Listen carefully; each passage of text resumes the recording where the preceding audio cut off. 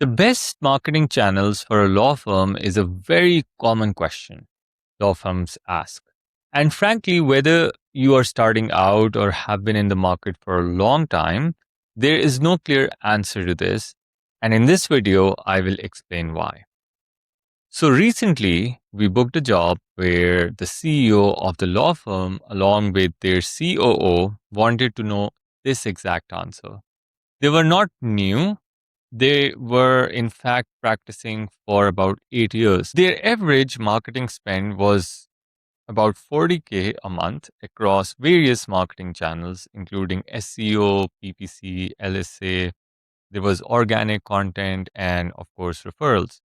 So, in the discovery meeting, I asked them, what is the volume of inbound leads currently that they get? Now, they said, we do not know exactly how many leads we get, but on an average, we get about 60. So I asked, you don't have a specific number? What do you mean when you say about 60? And they said, actually, we do not have a specific number. We just count the number of people added to our My Case PMS, and that's how we know. Now, typically, law firms do not have full funnel tracking. And according to our experience, they get around 70% junk inquiries, which includes cold callers selling them something, window shoppers, or people with no money trying to just get free consultations. So, according to our estimate, they must be getting somewhat around 200 leads a month, where the majority are just tire kickers or junk. So, my next question was, can you tell exactly which channel is bringing which kind of leads? And that's where they had no answer at all.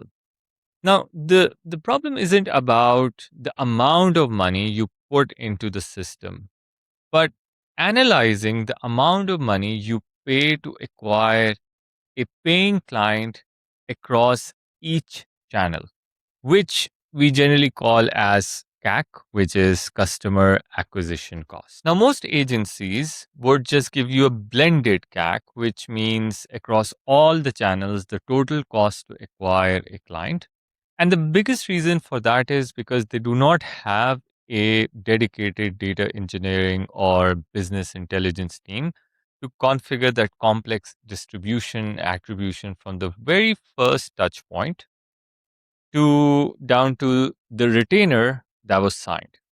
The reason is that it is pretty complex because a data engineering team needs to connect each marketing channel to your website or say direct call setup and push some critical tracking IDs to your CRM and PMS.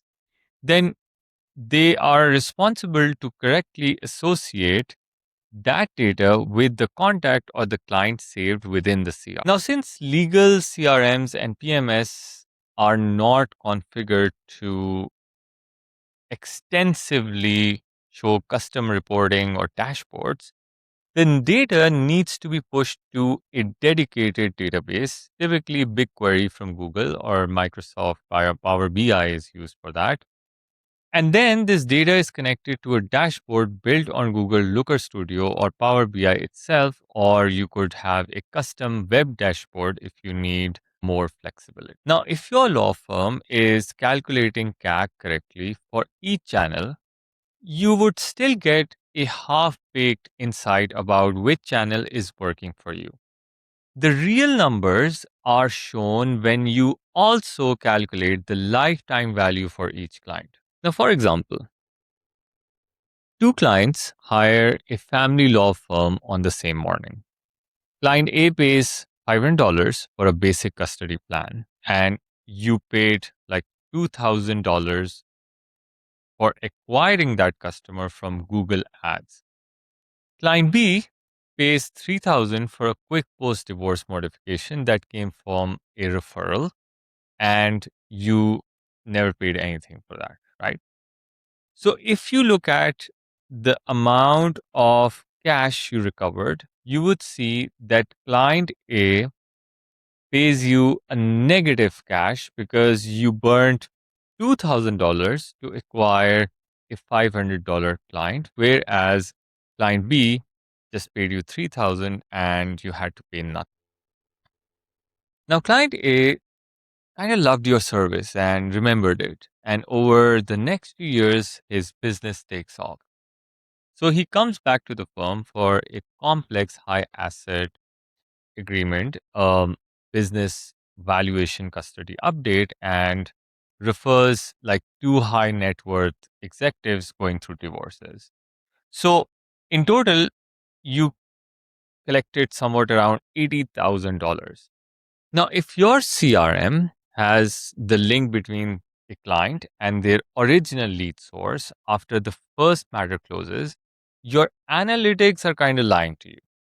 You'll keep chasing those, fast $3,000 checks while cutting your ad spend on Google, which is building your 80,000 plus pipelines, which means that calculating LTV and then the ratio of LTV and CAC for each channels gives you the exact ROI you need to see to decide where to cut the spending and where to enhance it.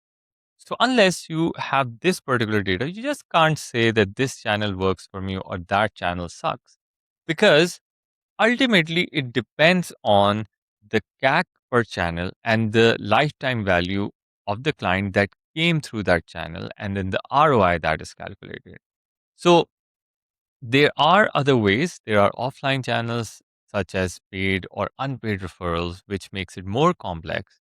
But let's keep it for another video. And I hope that you like the video. And if you think you or somebody can benefit from this, and wants to learn more about the full funnel attribution, please feel free to subscribe. And if you want, you could also book a 15 minutes consultation. So have a nice day. See you again.